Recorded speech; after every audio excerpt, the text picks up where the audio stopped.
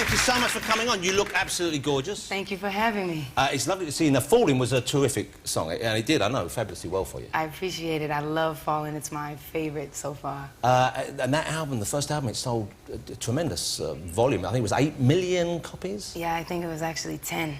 10 million? Thanks to you. Wow. And you. Well, I only bought one. And you won, was it 5 Grammy Awards for that last album? Yes, I did. Fabulous success. Thank you.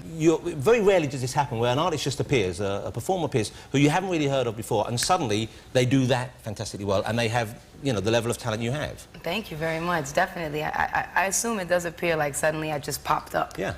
Like pop. The only time I can remember that in the past was the first Whitney Houston album came in, and we'd never heard of this woman. We put this on, we said, my God, she's got the whole thing. She's a beautiful woman. She sings fantastically well. It was alarming, if anything. Yeah, she's wonderful. Tell us a bit about yourself before we discovered you. What were you doing? What was your childhood like? When did you learn to play the piano? When did you first realise you could sing? When did you start doing your hair like that? Just fill in, just give us a place, any details you want. I'm going to pop out for 10 minutes. Okay, and I'll see you when you come back. When I come back, I want them to know anything about you. All right, good. No, but tell us, you're from New York originally, is that correct? Yes, I was born and raised in New York, and I still live in New York. I don't see myself leaving, except maybe to come to London. Okay. You don't fancy living on the West Coast, or...? No, I like where I live.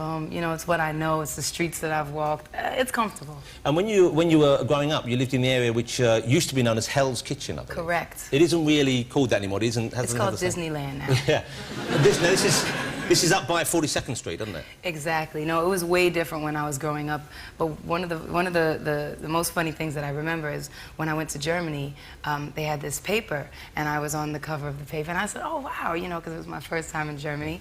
And the title was Alicia Keys from Hell. Well, you see, the Germans, they're scared of Americans. And it was a pretty rough area, because whenever I went to New York, and I would find myself gravitating towards 42nd Street, mainly for the kung fu movies they used to show there. Are you sure? Are you lying? Because you know it's really on 42nd Street. Yeah, the occasional she-male, but I mean, mainly the kung fu movies. But it was a very exciting, very vibrant place. I guess probably not the nicest place to grow up, or maybe I'm wrong. You know what? It was definitely a medium of a lot of different types of people. It was a lot of she-males, a lot of kung fu movies, yeah. Strippers, yeah. Pimps, prostitutes. But at the same time, it was incredible because it was theater, and it was like music, yeah, of course. You know, and it was Broadway. So there were so many things. And certainly vibrant, I would have thought, and challenging in a lot of ways. Very. But you don't strike me as being a kind of a tough person in that respect. I don't look tough to you? Well, no, not really. Oh. You look very attractive. Oh, thank you. You're not scary tough, you know. I mean, I had 50 Cent on a couple of weeks ago. Ah! And he turned out to be a charming, sweet guy, but initially, you know, you think he looked a bit scary. Nah. He had that kind of walk, you know. I suppose it's more of a hip-hop walk and stuff, which you're not doing. You're doing more of a ladylike thing. Did you try to do his walk? I tried a little bit of it. It didn't work for me. Didn't suit you? I'm too elegant and graceful. I've noticed. My years at the bar prevent me from walking in such a manner. Now, but your mum raised you single-handedly, more or less, is that exactly. correct? You were in a single-parent family. Mm-hmm, that's my saviour. That must have been pretty tough for her, I would have thought. Yeah, she's wonderful, though. You know, she's a very strong person, and I think she really made me absolutely the person that I am, is because I was able to watch somebody who had strength and not somebody who would just, you know, submit to, you know, life is hard, and she didn't fall for it. So was it your mum, because most kids don't really want to learn musical instruments, it seems. I mean, some do. Some, you know, genuinely seem to love it and realise they have a flair and aptitude early on. Were you one of those, or did your mum have to push you to study the piano? I definitely had I was drawn to it early. I think I was drawn to the way that it looked, you know, the way that it would shine, and, you know, it just looked intriguing to me, and I always wanted to play what I heard on the radio and that kind of thing. But I did need a little help, though, because come around 13, you start getting distracted. Yeah, by things, people hormones. Like you. Yeah, I imagine so. Attractive young men. Or creepy old kung fu fans hanging around near the she-males, yeah. And so what age did you start learning? I started studying at 7. Oh, okay, 7 years old.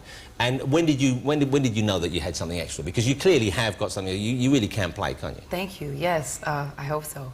No, absolutely. I felt that I really started feeling something coming together when I was about 12, and that was the first time that I kind of combined my knowledge of music with the way that I love to write songs and put them together. Prior to that, I hadn't quite done that, and once I did that, I really saw that that's what I loved. I loved the way that felt. I'm learning the piano as well. I heard. word. I have a piece I'm working on. Maybe you could help me with it a bit later. Can you show it to me? Yeah, it's called Creepy Crawly.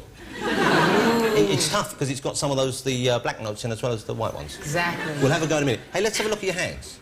They're not, you don't have particularly large hands. If anything, they seem quite small. No, I have to tell you, when I first started playing people like Fats Waller, it was very, very hard for me because... To get that reach. He has, like, probably double my hands, and so an octave, he reaches an octave and a half with his one hand. Can we compare hands? Because my hands are probably an average-sized man's hand. Me. Well, no, it's just... Obviously, I want to do that, and later on I will be checking your breasts. For contraband, you're a visitor in our country, you have to obey the rules. Let's have a look at that. OK, you know, if we were Vulcans, we'd be married now. But look, you see that, you really, it's quite a petite hand you have there. And I have a really small hand, so I always have to jump around the piano a lot to reach. But, you know, you make do.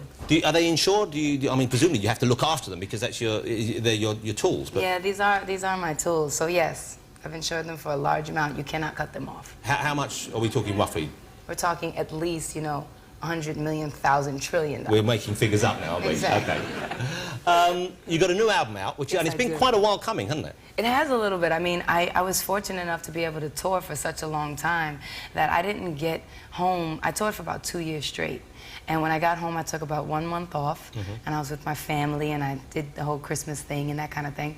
And I went straight into recording my second album. So I took my time because I don't feel the need to rush because I don't plan on going anywhere. Let's move over to the piano. You're going to perform this isn't the new single. This isn't the single. I want to do something a little more special for you. OK, that's really lovely. Because I like you. Well, do you really? I do. Oh, well, that's nice. I'm lying. Are you flirting with me? Yes. You know I'm a married man. I'm sorry. But I have one get-out-of-jail card left. Oh, free. Yeah, you know. The single is called You Don't Know My Name. That's not what you're going to perform. Right. This song I'm performing for you is off of the album. It's one of my favorite songs. It's called If I Ain't Got You. And I just wanted to do it very personally between us like that. And before you do that, would you help me out with Creepy Crawly? Yeah, let me see. What's going on? I heard I have to be tough with you. Well, no, don't be tough with me. But look, come on over me. Look, this is this is my grade 1 examination. It's December the 2nd. And I tell you what I'm scared of. Really? I know I'm going to turn up. I'm 43. I know what you're thinking. I don't look it. You don't. But I'm going to turn up.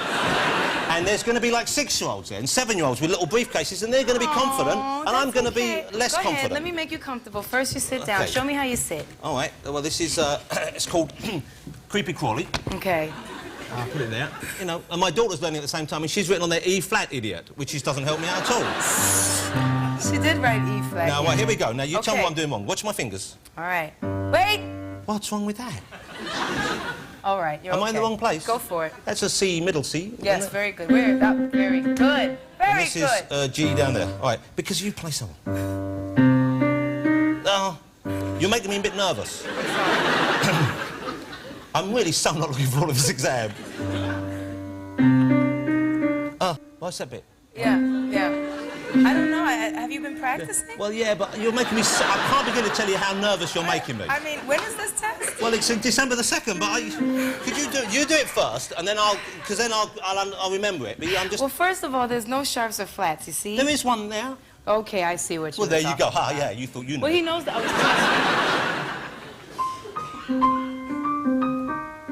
That's it. And then the other one... But what happens is when you're going to have to do it. Well, I can try it now. All right, I just need a reminding of the tune. Okay. What are you doing on December the 2nd? Well, I think I'll be in New York. Okay, enough. Oh, you know what's so annoying? I did it so well earlier. I really did. Give him... You know what hurts? You tried. You know what really hurts, Alicia? Come on. I know they're patronising me.